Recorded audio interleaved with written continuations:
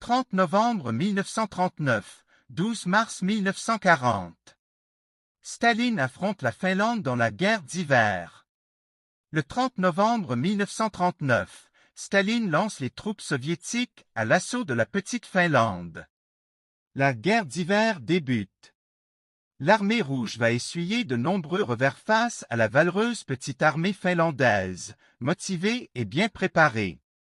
La loi du nombre l'emportant, la Finlande finira par s'incliner et conclut le traité de Moscou, le 12 mars 1940, par lequel elle perd essentiellement la Carélie.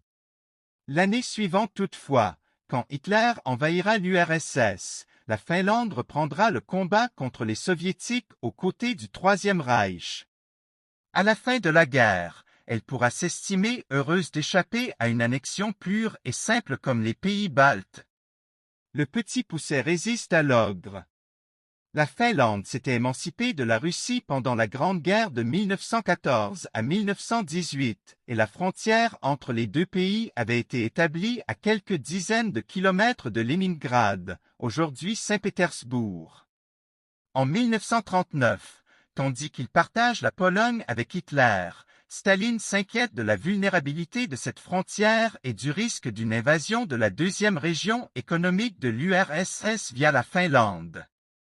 Il propose aux Finlandais de reculer leur frontière méridionale, dans l'isthme de Carélie, en échange de vastes territoires situés plus au nord. Il demande aussi de pouvoir installer une base navale à Ankko, à la pointe sud du pays. Le gouvernement finlandais veut bien négocier un échange de territoire mais refuse de sacrifier sa souveraineté en cédant une base. Loin de chercher un quelconque arrangement avec le dictateur, il renforce ses fortifications frontalières longues de 140 km et connues sous le nom de ligne Mannerheim, du nom du maréchal finlandais d'origine suédoise, le baron Carl Gustaf Emil von Mannerheim, qui a repoussé les bolcheviks en 1917 et commande l'armée nationale. Brutale agression. Finalement, Staline prend prétexte de tirs d'artillerie sur le village de Menila qui tue 4 soldats soviétiques, le 26 novembre 1939, pour accuser la Finlande et exiger le retrait de ses troupes de l'isthme de Carélie, à portée de canon de Leningrad.